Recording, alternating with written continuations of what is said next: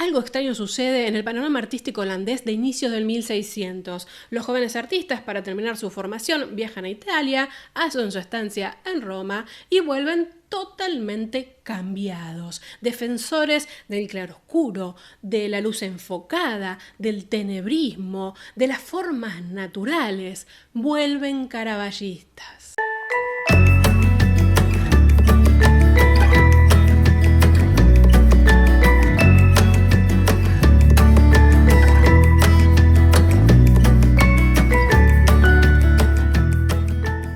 Doy la bienvenida una semana más y hoy, bueno, para hablar de un grupo de artistas muy particular y para hablar también, claro, de Caravaggio de manera indirecta.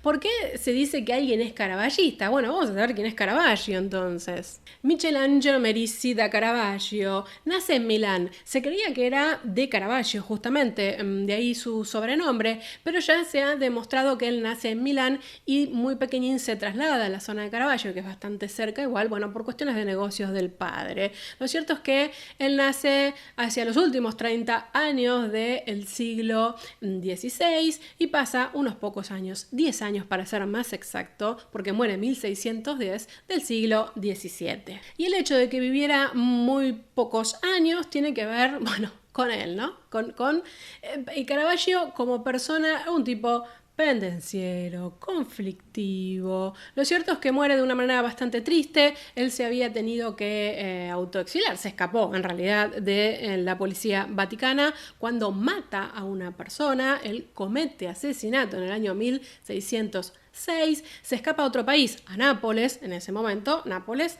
pertenecía a Aragón, ¿no? Otro país, nada que ver. Bueno, después termina escapando a la isla de Malta. Cuando lo perdonan y le avisan que la policía papal lo había perdonado, él trata de regresar y parece que contagiado por una peste arriba del barco termina muriendo, lo termina abandonando en realidad en Porto Ercole, muy cerquita de Roma, donde muere. ¿Y por qué cuento así 3 o 4 puntos de su vida y lo poco que vivió? Bueno, primero porque meritaría, la verdad, una biográfica a Caravaggio, ya se la vamos a dedicar. Espero que, si les parece una buena idea, me lo dejan en los comentarios.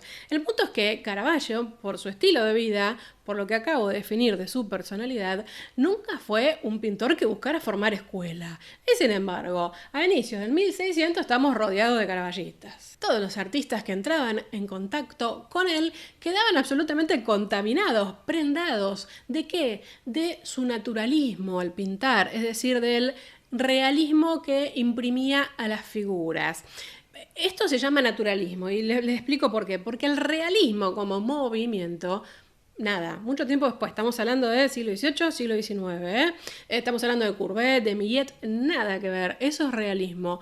Lo de Caravaggio es naturalismo, es decir, él usaba gente del natural, gente del común, modelos del común, para representar lo que fuere, sea un santo, sea Dios, sea la Virgen María. Él usaba modelos comunes y los representaba tal cual los veían, tal cual era, es decir, no los edulcoraba, no los idealizaba en términos completos y absolutos. ¿Y qué otra cosa gustaba de Caravaggio? El uso de la luz, esa luz tan contrastada, el uso del claroscuro. El claroscuro se viene usando desde siempre, desde el Renacimiento, desde que uno le quiere dar volumen a una pintura, trata de generar sensación de tridimensionalidad, por supuesto, se viene usando el claroscuro. La luz siempre aporta, siempre fue un recurso. Ahora, Caravaggio la usa de una manera emocional, de una manera dramática. Por eso, también, cuando avance en su obra, eso se hará tan fuerte que se llamará tenebrismo. Tenebrismo no es lo mismo que claroscuro. Claroscuro hay siempre. Tenebrismo es lo que hacía puntualmente Caravaggio, o lo que inauguró de alguna manera Caravaggio, con esta luz enfocada, fondo oscuro. ¿Cómo estoy yo delante de una obra tenebrista? Fondo oscuro, no veo el fondo, no tiene fin, está la nada. Toda oscuridad, eso es tenebrismo, y delante figuras resaltadas por contraste con la luz. Caravaggio, cuando se traslada a Roma, ya empieza a causar sensación. Si bien él un poco va a terminar su formación allí, se nota que es un distinto, que compone de una manera diferente. A ver, acerca las figuras, es decir, no las representa de cuerpo entero como el típico cuadro renacentista. Las acerca, nos pone más cerca de los personajes, les vemos las arrugas, los destaca con la luz, le vemos las arrugas si es que la tienen, no quiero decir. Empieza a incluir elementos que antes no eran tan importantes. ¿Cuál naturaleza muerta? Todavía no existe como género la naturaleza muerta en esta época. Y sin embargo Caravaggio empieza ahí a meter fruteros, a meter cosas que nos hablan también del paso del tiempo. Todo esto resume rápidamente en que su estilo pega mucho, les gusta a los pintores. Entonces tenemos muchos italianos que lo empiezan a seguir, es decir, empiezan a copiar su estilo y adaptarlo, por supuesto, ¿no? Copiar no en un sentido de falta de originalidad, sino que se inaugura como tú un estilo que es el caravaggismo. Digo, tenemos a Artemisia Gentileschi, tenemos a Manfredi entre los italianos, ¿no? Tenemos a Caracci y bueno, y todos los pintores que viajaban por ahí quedaban ahí prendados. De hecho, charlita de café mini aportado, cuando él viaja a Nápoles, está en Nápoles por cuenta de esto de que había matado a alguien y se escapa, las obras que deja ahí, bueno, prenden un montón, se llena Nápoles de caravallistas, de ahí también mucha influencia en España. Y claro, ya seas francés, holandés, español o alemán, si viajabas a Italia en ese momento, volvías convertido en un caravallista. Y esto fue lo que pasó con este grupo, porque de hecho se agruparon para pintar en este estilo, llamados caravallistas de Utrecht. Y ustedes dirán, ¿qué tiene que ver Utrecht en los Países Bajos, en los pintores de allí con Roma, Caravaggio? Bueno, muchos pintores neerlandeses en realidad empiezan a viajar algunos por motivos religiosos, que no era nada disparatado, ¿no? También lo hacían los españoles, los franceses, todo el mundo por ahí viajaba o para peregrinar o para algún jubileo, y también por motivos pictóricos, para formarse, que era lo que estaba pasando en ese momento en Italia, que era uno de los centros pictóricos. Cuando hablamos del barroco tenemos que pensar, esencialmente, primero en dos focos, en Italia y en los Países Bajos. Ojo, cuidado. Luego de eso tenemos que pensar en España y en Francia. Tienen derivas distintas, pero está todo ahí bastante relacionado. Entonces, decimos, viajan, se forman y vuelven. Utrecht, ciudad muy importante económicamente en los Países Bajos en este momento. De hecho, van a ver que algunos ni siquiera son de ahí. Son de los Países Bajos, quizás localidades cercanas, pero mudarse a Utrecht era una muy buena oportunidad económica para cualquier artista.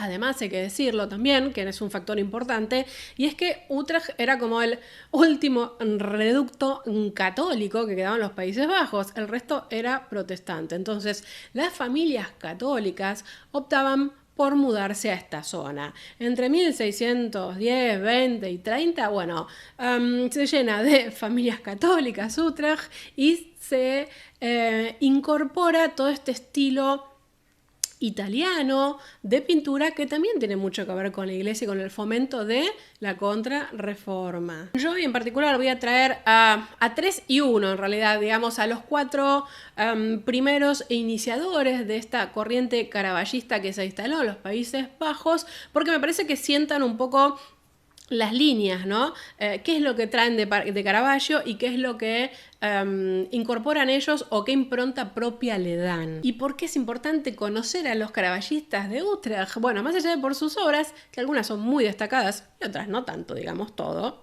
porque están entre dos grandes, ¿no? Están entre Caravaggio e Italia. ¿Y quién viene después?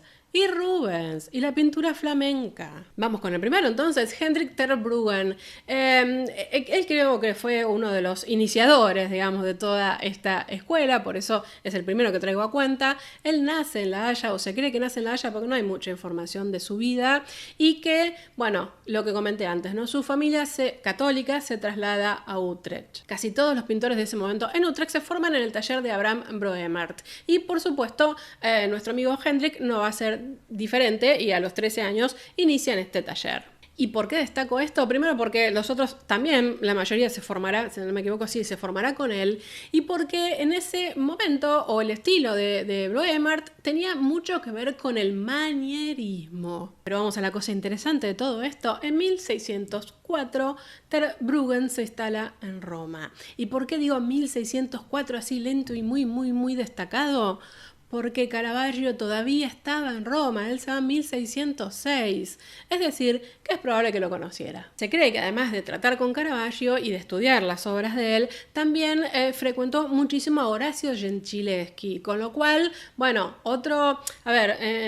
Orazio Gentileschi no era tan caravallista en el sentido directo, porque era un hombre ya formado, tiene algunos puntos de contacto, pero sí lo será en Artemisia, ¿no? La cosa importante de Horacio es que era muy, muy amigo de Caravaggio, con lo cual, bueno, ese contacto ahí súper interesante. Ahora, hay que decir también que en ese momento, qué interesante Roma en ese momento, ¿no? Porque también habían desembarcado los bologneses, ¿no? Annibale Carracci y sus discípulos, Guido Reni, es decir, también...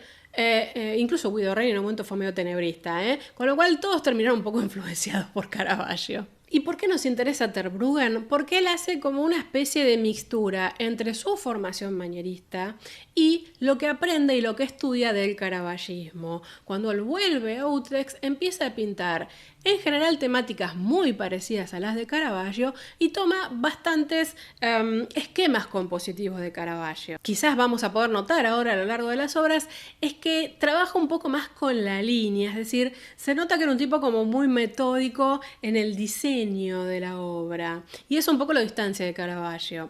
Además también matifica o suaviza bastante algunas expresiones y a veces el uso de la luz, pero vamos a dejar de darnos vueltas y vamos a presentar algunas obras de él. La incredulidad de Santo Tomás, tema caravallista si los hay. ¿Qué historia recupera este cuadro? Bueno, que Tomás simplemente no podía creer que Cristo estuviera vivo, que hubiera resucitado. Y por supuesto sus dudas se disiparon solo en el momento en el que pudo ver a Jesús y pudo tocar las heridas en el costado y las manos de Cristo. Y entonces, ¿qué es lo que hace Terbruggen? ¿Cómo representa a estos personajes? Bueno, siguiendo el modelo de Caravaggio. Vemos a Cristo y por supuesto ahí a los seguidores, a todos los que aparecen en escena, como seres humanos, o sea, no tienen nada de santidad, no tienen... olvídense del halo, ni siquiera tienen una actitud o una expresión idealista o idealizada. Los rostros están arrugados, están curtidos, las manos son ásperas, arrugadas, vulgares. Son manos vulgares. Mantiene todavía, por supuesto, esa cosa media, ¿no? Mórbida del dedo adentro de la llaga, que es así como que genera ese rechazo. Y ahora les voy a dar un truco. Para mirar a Caravaggio y para mirar también a todos los caravallistas, hagan un acercamiento siempre a las manos y a los pies. Manos sucias, pies sucios. Las uñas, las manos con color que contrastan con el resto de la piel. ¿Por qué? Porque son manos de trabajadores. Se dice que Caravaggio usaba a lo más vulgar, a lo más del bajo fondo de Roma como modelo y Terbruggen le sigue los pasos. Pero ¿qué más tenemos de Caravaggio acá? Miren el acercamiento de las figuras. Están ahí, adelante nuestro. Es como que Caravaggio siempre hacía como un zoom, ¿no? En vez de hacer el típico cuadro ventana, que más del Renacimiento, donde uno veía las figuras de cuerpo entero, lo que hace es un zoom Caravaggio. Entonces nos pone a los personajes cortados. Terbruggen hace exactamente lo mismo. Están muy cercanos. También hay una cosa muy táctil, muy corporal. Están todos amontonados. La gama de colores, ocres, marrones, unos grisáceos muy suaves y la luz teatral claramente enfocada en el drama, en la herida de Jesús y en el dedo de Tomás. Entonces, temática religiosa, resolución muy similar. Vamos ahora a otro tipo de temática, lo que tenía que ver con el vulgo, ¿no? con el bajo fondo romano que tanto gustaba Caravaggio, ¿no? Los juegos de naipes, la taberna. Y entonces Terbruggen nos pinta el dúo. Ya de por sí tenemos que decir que la música estaba asociada con lo pecaminoso. Pero en los Países Bajos era muy común, incluso ya había grabados en el siglo XVI y XVII, donde se representaban a hombres jóvenes tocando laúdes en compañía de mujeres, con varios textos. Esto se usaba bastante para representar las series de los sentidos, que es algo que después incluso Rubens tomará y se usa muchísimo en la pintura flamenca. Acá los factores que tienen que ver un poco más con lo flamenco y los sentidos tienen que ver con representar, bueno, la juventud, la terrenalidad, la sangre, el espíritu. Y no solo la música como signo pecaminoso, sino que el laúd siempre se lo asoció con un tipo de música erótica desde la Edad Media. Con lo cual uno podría interpretar que este tipo de pintura acá tendría que tener una connotación un poco más erótica, por algo lo eligió Terbruggen. Y ahora estos jóvenes cantantes tienen una alegría exuberante,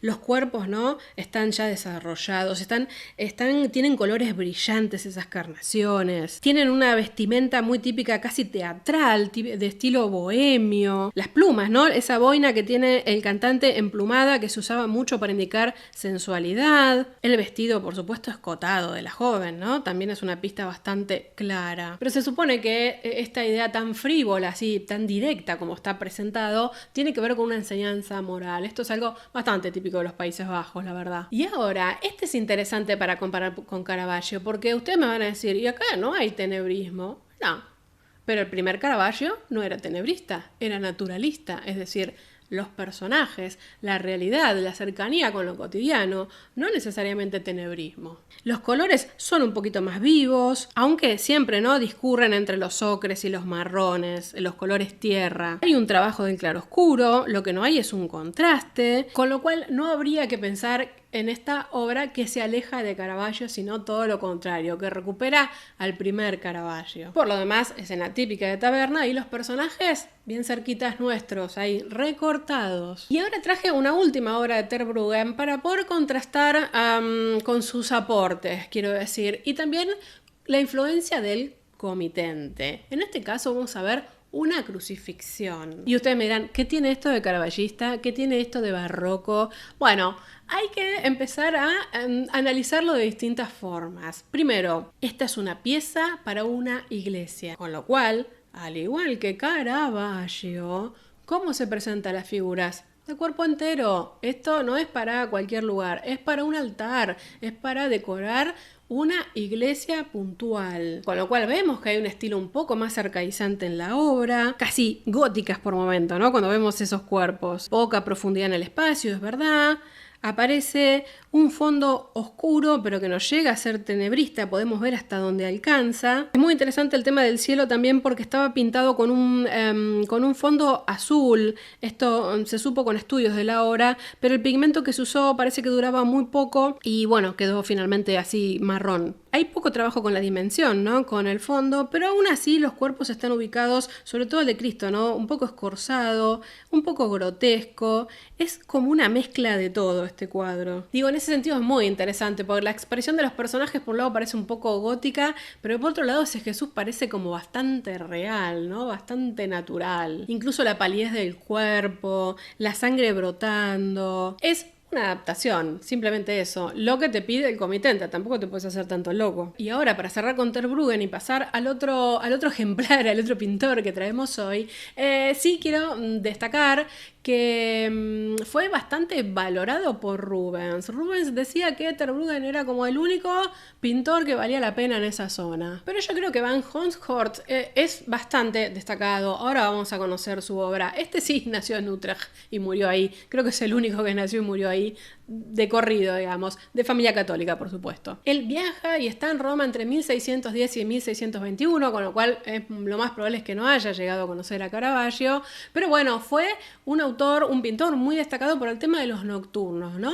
El pintor de la noche, se le decía. Él le gustaba trabajar con los cielos estrellados, con la oscuridad, por supuesto con luz artificial también, ¿no? Las velas, las antorchas, las linternas. Y hay que decir la verdad, Honshorst debe haber sido el más exitoso de los caravallistas de Utrecht, él era de familia de pintores, se forma también con Blemmert, es decir, esta idea media manierista que continuaba entre estos pintores, pero tiene bastante éxito y recibe encargos tanto en Roma como también, por ejemplo, en Inglaterra. Con lo cual, si bien él un poco más tardíamente se suma a la cofradía de los caravallistas de Utrecht hacia 1622. Y me interesa esta negación de San Pedro que les traigo ahora porque la pintó en Roma, con lo cual estaba mucho más imbuido del caravallismo. Después se suavizó un poco más en Utrecht. Y bueno, como tenía comitentes bastante importantes en Roma, bueno, fue desarrollando estas obras. No les va a quedar ninguna duda de lo que tiene que ver con Caravaggio, ¿no? Esta negación de San Pedro lo que está recuperando es un tema súper popular entre Caravaggio y los seguidores de Caravaggio, que tiene que ver con, Bueno, cuando Pedro dice, no, yo no conozco a Jesús, no tengo nada que ver, y lo niega 3 veces. Y nos vamos a Caravaggio de lleno, ¿no? La composición tipo friso, con las figuras de medio cuerpo, los gestos, las expresiones tan teatrales, remarcados, por supuesto, por la luz de la vela, ni hablar. La paleta, los colores oscuros, los colores ocres. Y en esta algo que hacía mucho Caravaggio, que miren cómo lo copia o cómo le copia la idea, es uno con las ropas bíblicas, San Pedro, ropas históricas podríamos decirlo, y los otros vestido como los comunes del pueblo. Caravaggio hacía mucho eso, ¿no? Te traía, no sé, un Jesús, ¿saben? Con ropas de la época de él y te los mezclaba con el resto de los protagonistas de la historia, que eran coetáneos, que se vestían a la moda romana del momento. Y otra cosa que también recupera de Caravaggio, un recurso que usa muchísimo, es el tema del juego, ¿no? La mesa, la vela y las cartas. Como si San Pedro se hubiese acercado ahí a una taberna. También los soldados. Los soldados en ese momento, claro, a ver, una aclaración histórica. La mayoría de los soldados eran rentados, o sea, se los contrataba como mercenarios y cuando no había guerras quedaban a su merced, o sea, quedaban viviendo de lo que podían. Y el tema de las tabernas, el juego y los soldados era muy típico, configuraba como el bajo fondo romano. Pero pasemos a la segunda obra que traje de Van Honghorst, así no se nos hace tan largo esto, que tiene que ver también, típico tema, la alcahueta. Igual típico tema que le encantaba a los Países Bajos, digamos todos, no piensen en Vermeer. La historia, común, una escena de género, gente común haciendo cosas comunes. Tenemos a una proxeneta que señala muy alegremente al joven, que parece ricamente vestido, uno hasta podría decir inteligente. Es decir, un posible cliente que tiene, fíjense en la mano, el bolso con el dinero. ¿Y qué tenemos nuevamente? El laúd. Como esta cosa erótica, además, por supuesto, del vestido en el que se exhibe prácticamente el pecho de esta jovencita, y este joven extiende la mano hacia el laúd, ¿no? La luz de las velas haciendo de todo esto un escenario de teatro, ¿no? Y si decimos que trajo de todo esto de Caravaggio, yo creo que ustedes ya lo pueden mencionar, ¿no? El tema, los bajos fondos, las tonalidades, todos los colores y matices que usa, las figuras recortadas, el uso de la luz enfocada. Y darnos una pasadita más para ver la expresión de la alcahueta, ¿no? Esa cara tan real, tan de señora de barrio. Lo mismo, ¿no? Con esta jovencita que está siendo de alguna manera explotada. Y ahora el tercero de la cofradía, Van Baburen, que nació en... y se trasladó a Utrecht. Está en Roma entre 1612 y 1615 y también le va bastante bien. Ojo, llega a trabajar para Escipione Borghese, no cualquier personaje de ese momento. Es contratado para hacer obras en iglesias y capillas en Roma, con lo cual era bastante apreciado su arte. Y de hecho es muy interesante porque él en Roma se suma a un grupo que el nombre se traduce como pájaro de una pluma, que eran el grupo de los pintores holandeses que andaban ahí trabajando por Roma, cual grupo de expatriados. Y a mí me interesa bastante este autor porque creo que se ve un poco más un cambio radical de su propia interpretación. Vamos a ver, por ejemplo, esta obra de Caridad Romana, Simón y Pero. Lo que está mostrando la escena es que en una celda, es decir, en una prisión, una joven vestida con un turbante desde la izquierda alimenta a un anciano que está encadenado, que está cautivo en esa prisión. La cosa curiosa también es que por la mirilla superior izquierda hay alguien que está mirando, hay una cara. Por supuesto, la pintura busca los contrastes claroscuristas, busca los efectos de luz plena, fíjense cómo da sobre el hombro y el hombro de la mujer, ¿no? Y el cuerpo de este hombre. Interesa bastante contrastar el color de las caras y del cuello del hombre y de la mujer versus el resto del cuerpo que habitualmente estaría tapado. Es gente que está al sol, gente del pueblo, ¿no? Y ahora, ya saben, ¿no? Lo que les voy a decir. Los pies, esos pies sucios. Aún así en esta obra, y ahora lo vamos a ver en la que viene, que es de corte religioso, está un poquito más matificado el tema del tenebrismo. Hay mucho claroscuro, pero lo otro se está matificando. Cristo con la corona de espinas, bueno, nos presenta un episodio dramático, muy típico del barroco igual, ¿no? Los verdugos que groseramente son todos rudos, ¿no? Le ponen la corona de espinas a Jesús en la cabeza y lo lastiman. Piensen además que esto, bueno, está levantado del Evangelio de Mateo, ¿no? Donde luego de la corona viene la flagelación. Y acá que nos encontramos de nuevo, figuras recortadas como un zoom, ¿no? no podemos ver toda la escena, apenas podemos ver lo que tenemos adelante, que es, por supuesto, el protagonismo de Cristo, pero también el del verdugo que está de frente. La luz claramente enfocada sobre estos dos cuerpos, la presencia del soldado, la presencia también de estos modelos tan reales. De nuevo, ¿no? Fíjense el color de las manos, de la cabeza y del cuello versus el resto del cuerpo, el contraste del trabajante, del que estaba en el campo. Y que al igual que Caravaggio se las chanta a Jesús también, ¿eh? Cero idealización. Por supuesto, el rostro de Jesús y el cuerpo está un poco trabajado de una manera más delicada. No es tan, vulgar como el resto de los personajes, podríamos decir. Van Baburen proyectaba tener una carrera increíble. La verdad es que cuando él se suma a la cofradía de Utrecht, muere al poquito tiempo por la peste. Sin embargo, hay bastante obra de él para poder apreciarla. Yo apenas traje acá algunos ejemplos, ni hablar. Y de hecho, las escenas de géneros que hizo fue lo que más frecuentó cuando volvió a Holanda, a los Países Bajos. Lo hicieron un destaque. Piensen en la alcahueta. ¿Saben quién tenía su obra de la alcahueta? Vermeer. Y ahora, el último personaje que es, pero no es. Es decir, él su obra está asociada a los caravallistas de Utrecht, pero Matthias Stom nunca vuelve a los Países Bajos. Él se queda en Italia. Pero ¿qué pasa? Él se forma en Utrecht con Abraham Bloemar y luego viaja a Italia hacia 1620. Por eso digo, él está un poquito más despegado del resto del grupo, que ya estaba conformado y activo en este momento en Utrecht. Mientras está en Italia se conoce con quién veníamos hablando antes, con Van Honghorst. Y luego de eso, además, es muy interesante porque él también va a Nápoles, otro reducto del caravallismo, como lo mencioné al inicio. La principal diferencia, y por eso también lo acerca, pero también lo hace distinto, es que él se formó bastante más tiempo en Holanda, en el manierismo holandés, porque cuando él viaja ya tiene 20 y pico de años. Si bien, como dije, él nunca volverá, después de Nápoles él se termina